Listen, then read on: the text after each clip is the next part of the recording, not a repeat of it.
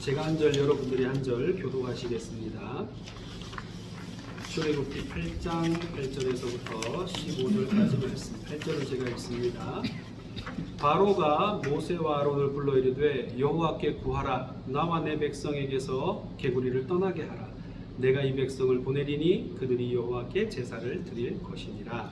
모세가 바로에게 이르되 내가 왕과 왕의 신하와 왕의 백성을 위하여 이 개구리를 왕과 왕에서 끊어 날강에만 있도록 언제 양보할 것이 좋은지 내게 물어보소서. 그가 이르되 내일이라.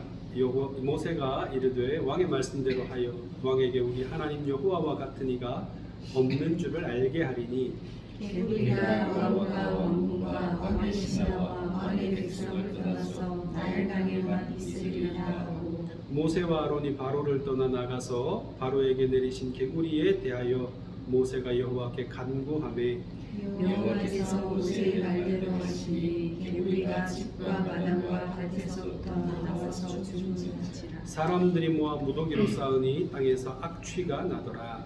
그러나 바로가 수만 수치에 이르게 되었을 때 그의 마음을 완강하게 하여 그들의 말을 듣지 아니하였으니 여호와께서 말씀하신 바와 같더라.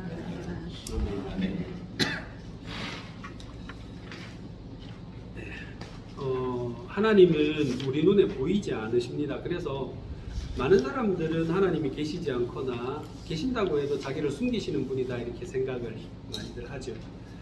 심지어는 그리스도인들조차도 하나님이 우리에게 자신을 잘 안 보여주신다고 생각하시는 분들이 되게 많습니다. 근데 그건 좀 잘못된 생각인 것 같아요. 하나님은 우리가 하나님을 알기를 원하시는 분입니다. 그러니까 하나님의 뜻은 숨어 계시는 것이 아니라 하나님은 당신을 드러내시는 게 목적이세요. 그래서 하나님은 항상 우리에게 어떤 수단을 통해서 말씀하시죠. 온 우주 만물을 통해서도 말씀하시게 하시고요. 또 우리 주변에 일어나는 많은 일들을 통해서도 우리에게 말씀하시고요. 또 우리가 가진 이 성경의 말씀을 통해서도 말씀하시고요. 그리고 우리 마음속에 계신 성령님을 통해서도 우리에게 말씀하십니다.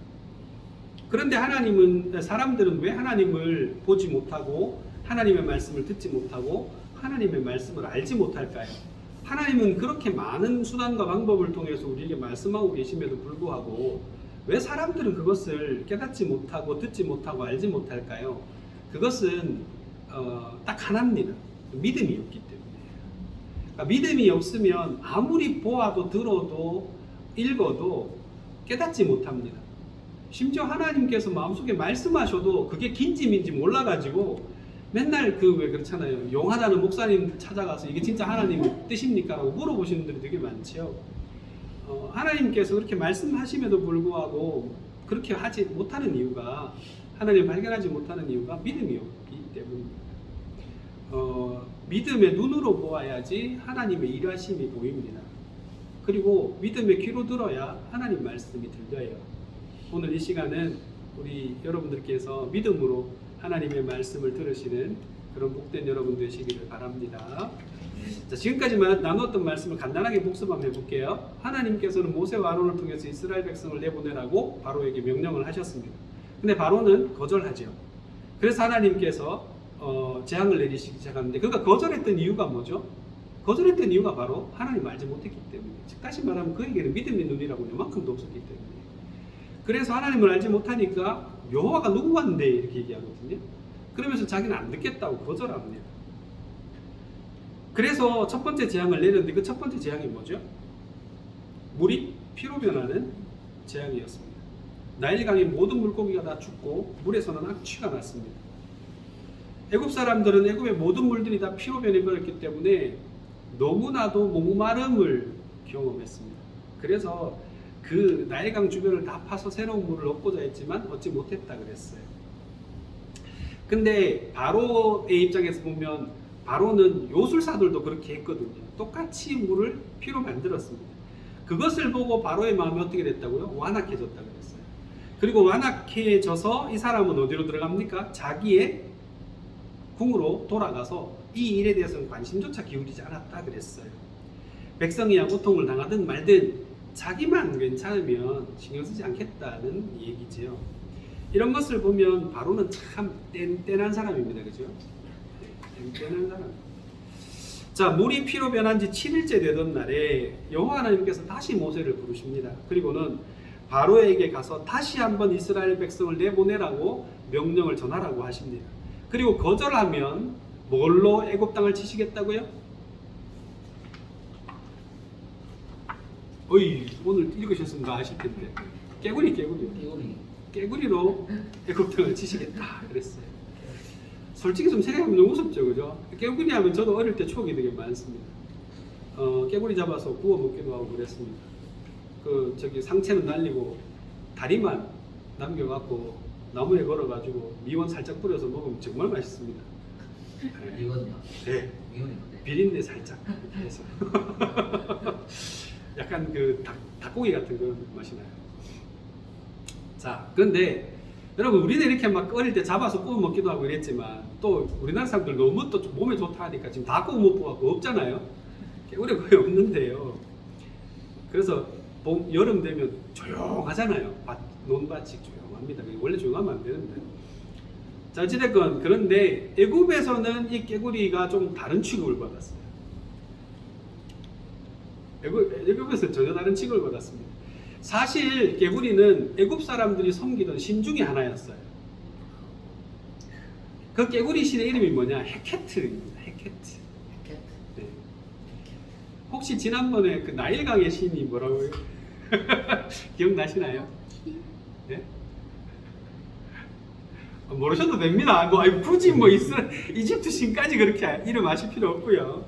자, 어찌됐건 깨구리 신의 이름은 헤케트라는 신입니다. 자, 그런데 이 신의 내리는 복이 뭐냐? 이 신은 뭘 주관하느냐?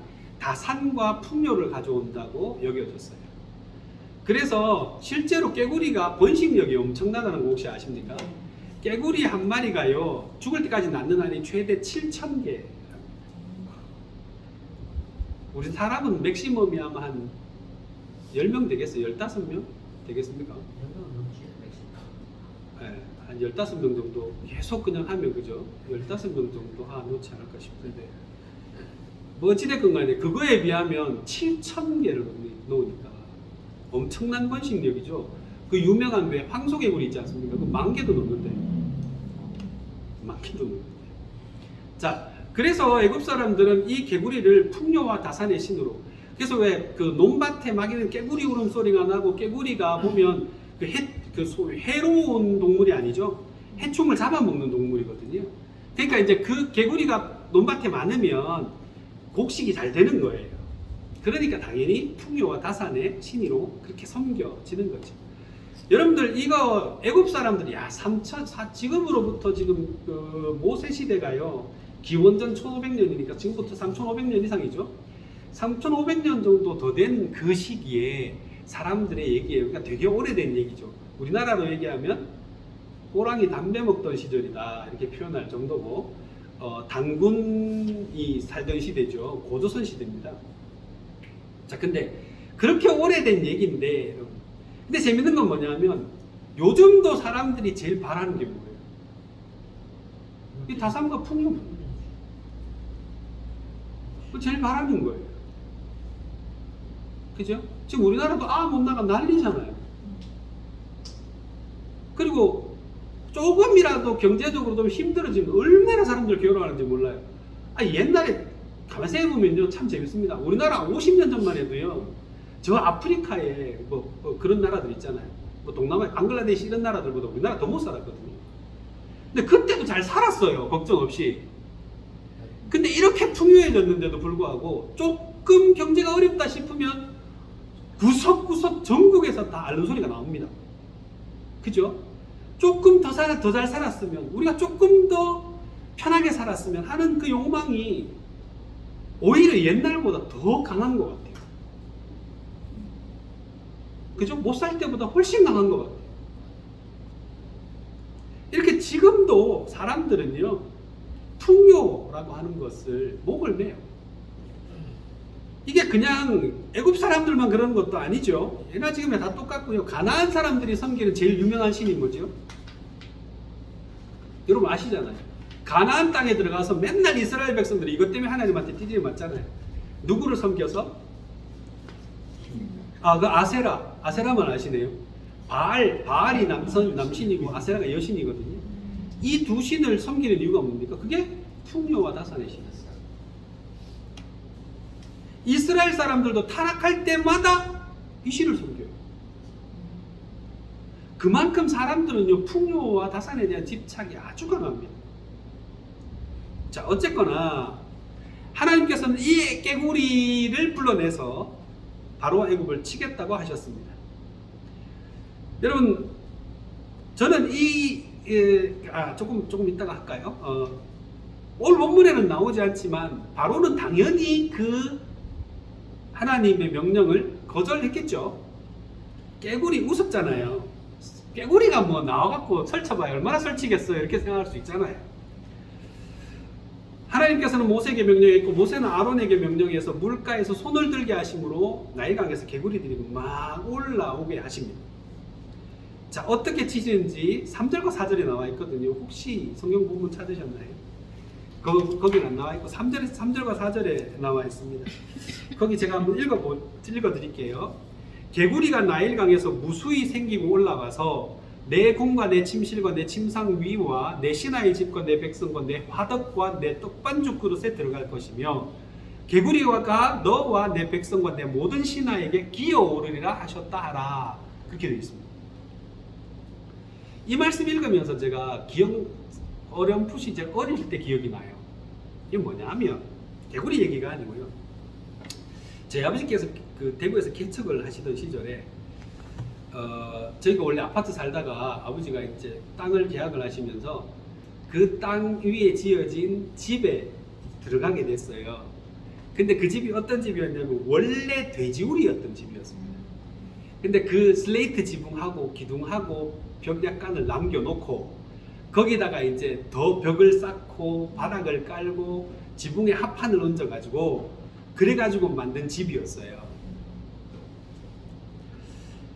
그 방독한과 부엌 하나였는데요. 그 집의 제일 큰 단점이 뭐냐? 쥐가 많다는 거였어요. 쥐가 진짜요, 제 발톱만한 쥐들이 돌아다녀요. 그때 진짜 컸어요. 네, 정말 컸어요. 요즘 보면 와 저게 쥐 맞나 싶을 정도로 컸어요. 이만한 쥐가 다녔는데 여러분 쥐들이 천장 위를 뛰어다니는 소리 들어보셨습니까? 아주 끝내줍니다. 우르르 막 장난 아니에요. 막 그것도 절대 쥐는 혼자 뛰댕기지 않습니다. 뛰댕기면 꼭 여러 마리 같이 뛰댕겨요. 아시죠? 저 어릴 때 정말 많이 들어가지고. 그리고 부엌에도 보면요, 그 가스관 같은 거 이렇게 타고 다니거든요. 그 갉아먹으면서 타고 다녀요. 전 그게 어떻게 되는지 모르겠어요. 벽에다 이렇게 붙여놨는데 이만큼 뚱뚱한 쥐가 거기를 밟고 올라다녀요. 정말 이해 안 될 정도로 그렇거든요. 그래서 제 동생이 늘 하더니 저는 그 시기에 중대 올라가고 기숙사 생활을 했기 때문에 저는 방학 동안에 하고 주말에만 거기 있었어요. 근데 제 동생은 그 집에 살았잖아요. 그러니까 제 동생이 늘 하던 일이 뭐냐면 그 쥐 잡는 게 일이었어요. 그 쥐 잡는 게 일이었어요. 하루는 그래서 동생이 자고 일어났는데 이불 밑이 불룩해요. 맞아요. 그래서 이불을 뜯기 봤더니 그 바보 같은 쥐가 그거를 통과하다가 제 동생이 몸부림이 심했거든요. 하룻밤에도 그 방을 한 3바퀴씩 도는데 재수없게 그 제 동생 몸에 깔린 거예요. 그러니까 죽었어요. 그 아침에 쥐를 꼬랑지를 잡고 이렇게 나온 거예요. 저는 그때 그게 얼마나 재밌고 웃긴지 몰랐어요. 너무 웃긴 거예요. 쥐도 어떻게 이렇게 바보 같은 쥐가 있을 수 있죠? 너무 바보 같은 쥐인 거예요. 너무 웃었는데 지금 생각해보면요, 다시는 그런 집에 들어가고 싶지 않아요. 생각해 보십시오. 저도 그런 걸 느꼈는데 자다 보면요, 이렇게 쥐가 목 위를 이렇게 막 지나가요. 그런 집에 살고 싶어요. 와, 저는요 진짜 학을 뗐어요. 쥐 그러면 징글징글해요 진짜. 자, 어쨌거나 여러분들 개구리긴 하지만 나일강에서 개구리들이 무수히 올라옵니다. 그리고는요, 그 전에 피 재앙은 자세히 보시면요, 바로가 잊어버릴 만큼 왕궁 안에서는, 그죠? 포도주 마시면서 편하게 있었어요. 그런데 여러분 오늘 그 말씀을 자세히 보시면요, 깨구리들이 이렇게 나일강에서 올라와서 제일 먼저 진격했던 곳이 어딘지 아세요? 바로의 왕궁이었어요. 말 안 들으니까 이게 이제 지일 아니라고 객이니까 하나님이 돌격이라고 어디로 갔냐면 왕궁으로 먼저 쫓아가요. 깨구리들이. 기가 막히죠? 왕궁으로 쫓아갑니다. 그리고 그 개구리들이 어디로 갑니까? 제일 먼저 바로의 침상위를 점령합니다. 뿐만 아니죠. 신하들의 집에도 가고, 그 다음 뭡니까? 네 음식하는 화덕과 떡반죽 그릇에도 들어갈 거다 그랬어요. 근데 자세히 생각해 보면요, 화덕은요 개구리들이 싫어하는 곳이에요. 그거 건조하고 뜨겁거든요. 근데 웃기는 건 개구리들이 거기도 들어가요. 원래 개구리들은 그런 데 안 들어가거든요. 좀 촉촉하고 습기 많은 데나 살지 그 화덕 속에 왜 들어갑니까? 생각해 보면. 근데 개구리들이 글로 돌격해서 들어가요. 이제 하나님이 기가 막히게 일을 하시는 거죠. 그리고 그것으로 끝이 아니죠. 개구리는 바로의 등에도, 바로의 백성들에게도, 신하들에게도 기어 올라갔습니다. 무슨 개구리 특공대 같지 않습니까? 막 가요. 목숨 걸고 가요. 그런데 여러분들, 제 동생은 그렇게 기어오르고 막 밑에 깔고 댕기고 이러니까 어떻게 해요? 죽이잖아요. 제 동생은 쥐를 수도 없이 잡았거든요. 아마 다 잡은 걸 따지면 수백 마리 잡았을걸요. 걔네 심지어 뭐 있냐면, 제 동생은요, 그 유행성 출혈열이라고 쥐가 옮기는 아주 지독한 병이 있습니다. 그 병에 대한 그 항체가 있어요. 제 동생. 지글지글하죠. 자, 근데 어찌됐건 잡아 죽이거든요. 그런데요, 바로와 그 백성들은 개구리를 잡아 죽이지 못합니다. 왜요? 신이니까. 헤케트라는 신이거든. 못 잡아 죽여요. 기어 올라와도 못 잡아 죽이고요. 떡반죽 그릇에 올라와도 죽이지를 못합니다. 기껏해야 할 수 있는 건 내쫓는 거예요. 그냥 침상 위에도요, 기어 올라와 있으면 이 몰아내는 거지 죽이지를 못해요. 더더군다나 그게 뭘 갖다 준다고요? 풍요와 다산을 갖다 주는 신이에요. 죽이면 안 되죠. 바로의 요술사들도 개구리가 여러분들 애굽 땅에 올라오게 합니다. 근데 이번에는 그 효과가 아예 없죠. 그죠? 아예 없습니다. 상황을 더 악화만 시킬 뿐이죠. 그래서 드디어 바로의 마음이 움직입니다. 그게 바로 오늘 우리가 읽은 8절 말씀입니다. 바로는 모세와 아론을 불러서 말합니다. 여호와께 구해서 나와 내 백성에게 개구리를 떠나게 해라. 내가 이 백성을 보내주겠다. 여러분 얼마나 괴로웠으면 보내주겠다 했겠어요. 그죠? 그리고 여러분들 재밌는 건 그 말 속에 자세히 보시면요, 깨구리를 죽여달라고 하지 않습니다. 없애달라고 하지 않아요. 뭐라고 하죠? 떠나게 해달라 그래요. 왜 그런지 아시겠죠? 신이에요, 신. 그러나 이 말씀에서 중요한 건 그게 아닙니다. 제일 중요한 건 뭐예요? 여호와를 인정하지 않던 바로가 드디어 여호와를 인정하기 시작했다는 거예요. 이게 제일 중요한 겁니다. 참 그 단단했던 바로가 그 마음이 이제 조금씩 녹기 시작하는 거예요. 왜요? 왜 그렇습니까? 지난번에는 그렇게 뗀뗀하던 그 바로라는 인간이 왜 이번에는 이렇게 제발 좀 없애달라, 나가게 해달라, 내가 나가게 해줄게 라고 얘기했던 이유가 뭘까요? 그렇죠. 자기가 힘들거든요. 자기가 힘들어요. 잠도 못 자 있고 옆에 자고 있으면, 옆에서 깨울깨울 하고 있으면 힘들죠. 그죠? 숨 쉴락 하는데 옆 콧구멍에 와갖고 머리 들고 하면 힘들죠. 물이 피로 변했을 때는 관심도 없던 바로가 자기 궁궐, 자기 침실, 자기 침상에 깨구리가 올라오기 시작하니까 그때서야 하나님을 인정하기 시작하는 겁니다. 자, 여기서 한번 생각해 봅시다. 오늘 등장하는 인물 가운데 우리는 누구랑 가장 비슷합니까? 모세입니까? 여러분 모세예요? 여러분 아론이랑 비슷하십니까? 아니면 돌격했던 깨구리랑 비슷하십니까? 예? 나는 그래도 깨구리다. 아니면 바로입니까? 참 인정하기 싫지만 저도 바로랑 참 비슷해요. 우리는 흔히 생각합니다. 물을 피로 바꿨으면 난 바로 무릎 꿇었다. 바로 하나님께 회개하고 난 바로 하나님 뜻대로 살았을 거다. 아닙니다. 우리한테 직접적인 해가 안 되면요, 우리는 깨닫지도 못해요. 나한테 뭔가 직접적으로 뭔가 손해가 오고 피해가 오고 내가 뭔가 아프고 내가 뭔가 이렇게 당해야 그제서야 그게 우리의 모습이에요. 안 그런가요? 남들이 옆에서 고통 나오고 남들이 옆에서 복을 받고 남들이 옆에서 뭐 하는 거 나하고 상관없잖아요.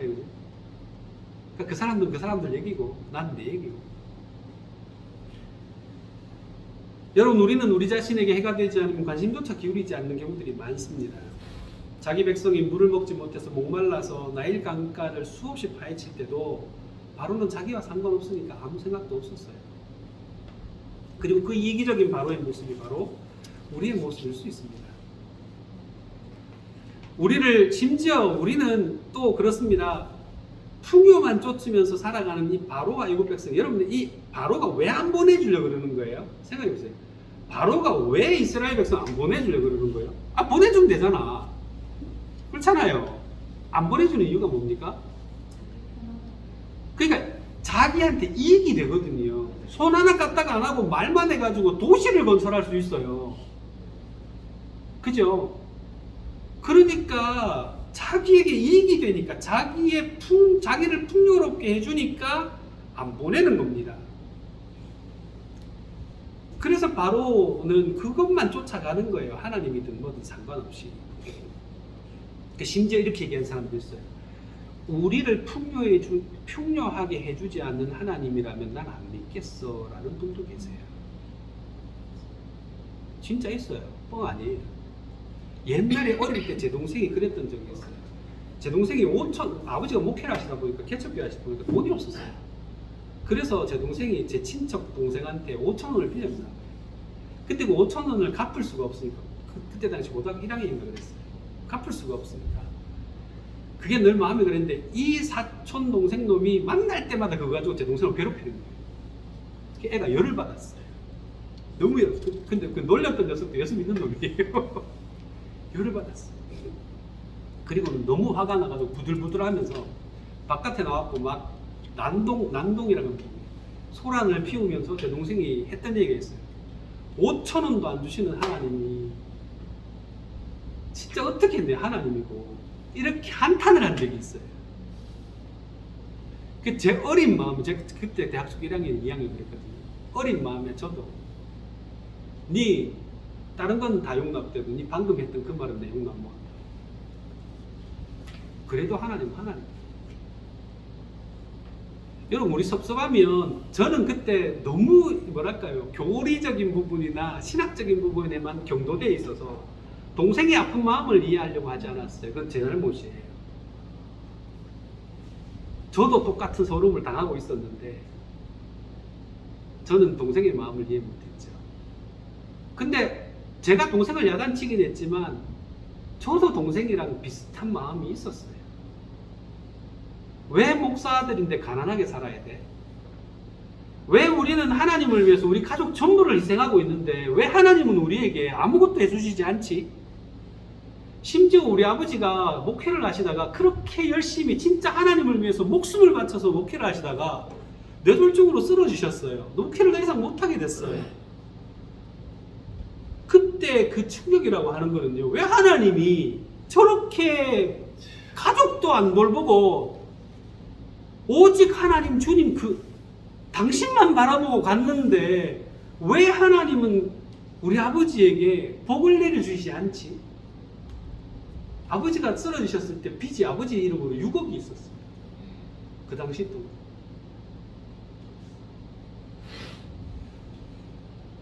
우리는 그렇게 살아가요. 그리고 우리는 풍요에 대해서 요구하죠. 하나님 나 풍요롭게 해주세요. 풍요롭게 안 하면 하나님 싫어요. 이런 생각이 바로 헤케트를 섬기던 바로와 애굽 사람들의 사고방식입니다. 그리고 오늘날 물질만능주의, 자본주의에 쩔어 살아가는, 아주 저급한 자본주의에 쩔어 살아가는 사람들의 사고방식이고, 그것이 곧 우리의 사고방식인 거예요. 유대인의 탈무드에 이런 이야기가 나옵니다. 어느 날 한 유대인 부자가 이제 그 상인이에요. 물건을 사고 팔아서 부자가 된 사람이에요.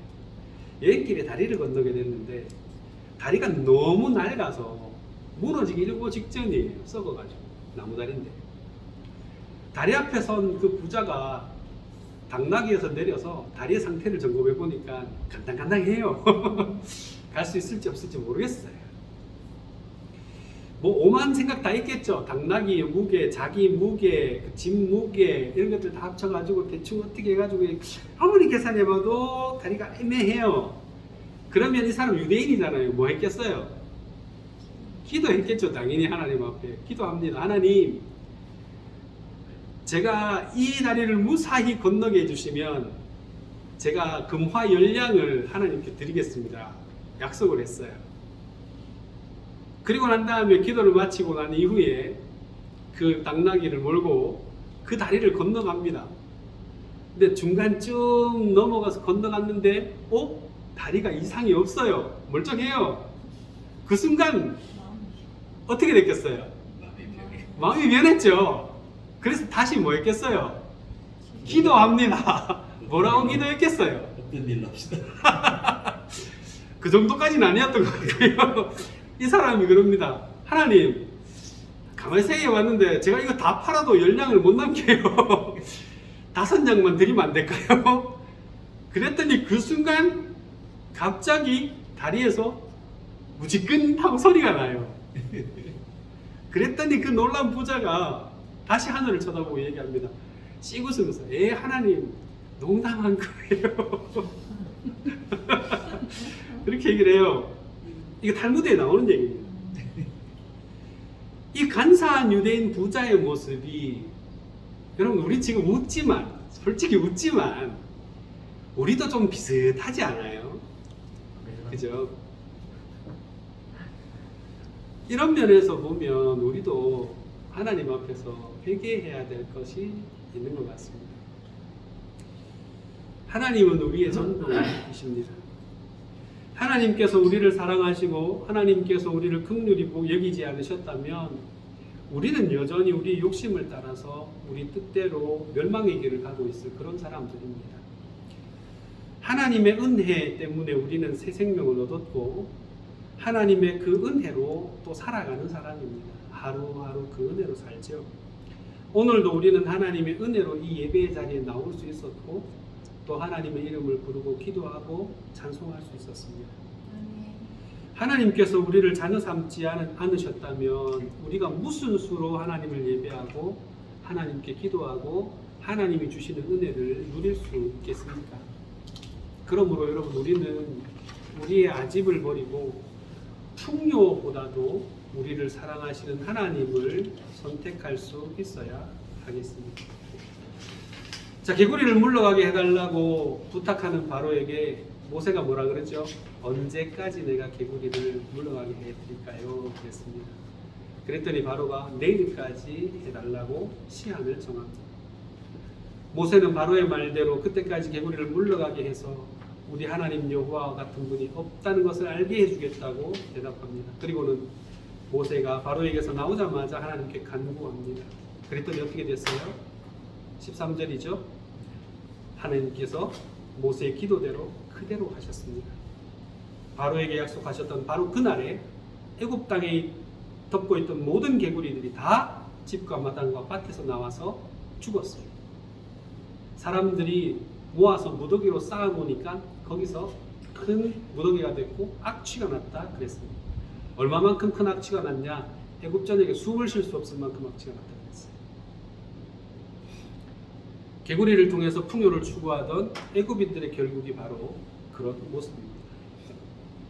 그런데 여러분 거기서 마지막 절 15절을 보면 뭐라 그럽니까? 바로가 숨을 쉴 수 있게 됨을 보았을 때에 그랬어요. 자기가 이제 힘든 일 지나갔어요. 이제는 좀 숨 쉴만 해요. 그러니까 어떻게 합니까? 다시 마음을 완강하게 해서 하나님의 명령을 또 거역합니다. 바로의 입장에 대해서 생각해 보면 자기는 참 지혜롭다고 생각했을지도 모르겠어요. 위기는 끝났고, 그죠? 자기는 또 안 잃어도 되고, 그죠? 이제 더 이상 여호와와는 상관없어 라고 생각했을 수 있습니다. 내 이익을 챙길 때야 내가 왜 여호와의 명령을 따라야 해? 나에게 큰 이익이 되는 히브리 노예들을 내가 왜 포기하겠어? 난 왕이야. 그렇게 생각했을지도 모르겠습니다. 이것이 뭡니까? 세상의 지혜입니다. 그러나 하나님께서는 바로를 향해서 어떻게 생각하시겠습니까? 하나님 보시기에 바로는 어리석기 짝이 없는 불쌍한 인간입니다. 왜냐하면 그렇게 거절함으로 그는 또 다른 재앙, 또 다른 재앙, 더 큰 재앙, 더 큰 재앙을 자기의 삶에 불러들이는 것이기 때문입니다. 전혀 바로는 문제의 본질을 보지 못해요. 그저 자기에게 닥친 위기만 보지 그 위기가 왜 왔는지, 그 위기를 일으키신 분이 누구신지, 자기가 어떻게 해야 되는지 생각을 안 해요. 그는 자신의 이익을 생각할 것이 아니라 하나님께서 내리시는 재앙을 통해서 하나님을 볼 수 있어야만 했습니다. 그리고 여호와 하나님이 어떤 분이신지를 어렴풋이라도 알아야만 했습니다. 피재앙을 통해서, 깨구리 재앙을 통해서 하나님이 누구신지를 보여주셨잖아요. 그러면 알아야지요. 관심을 기울여야죠. 그런데 그는 자기 이익에만 관심이 있었지 하나님께는 관심이 없었습니다. 숨쉴만 하니까 그래서 바로 하나님의 명령을 거역하고 자기 뜻대로 자기 이익을 추구하는 완고한 모습으로 다시 돌아오고 맙니다. 얼마나 어리석은 인생입니까?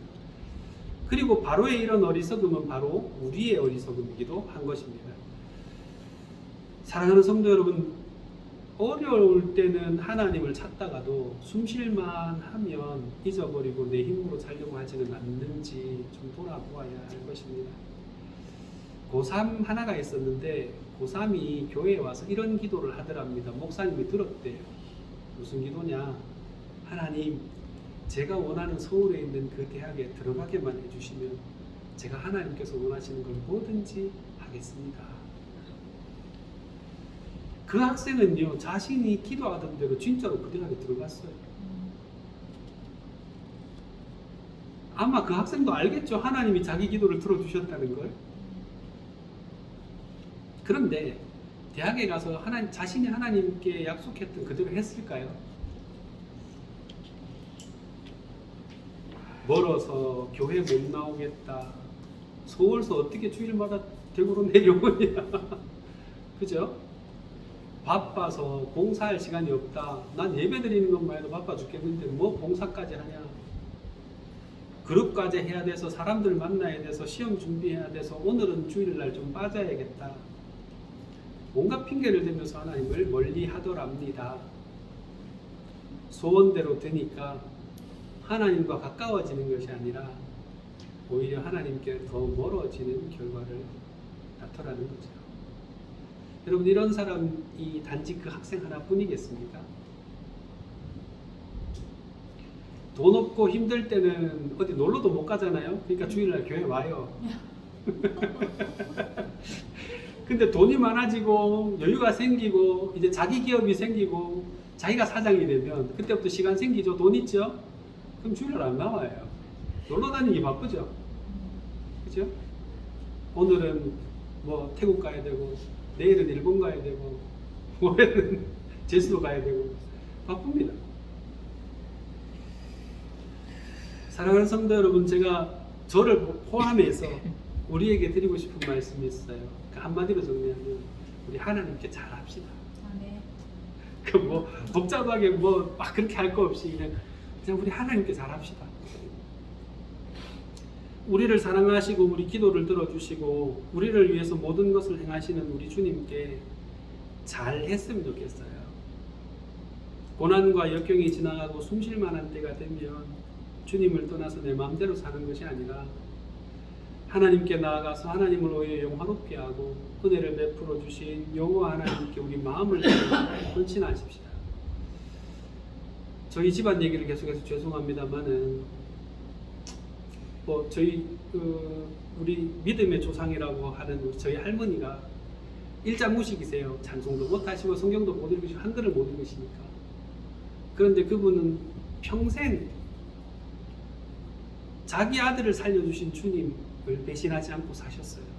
근데 모든 집안 사람들이 예수 믿는 건 별로 안 좋아하는데 딱 한마디는 해요. 목사인 저에게도. 예수를 믿으려면 너 할매처럼 믿어라.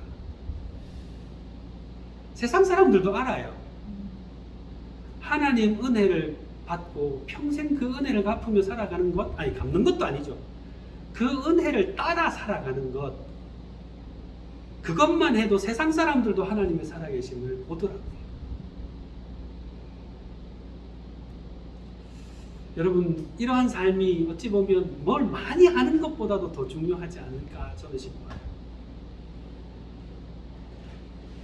우리가 이렇게 살아감으로 날마다 하나님을 더 깊이 알아가는 복된 사람들이 되시고 여러분 주님의 이름에 영광을 돌리시는 여러분 되시기를 주님의 이름으로 축복합니다. 기도하겠습니다.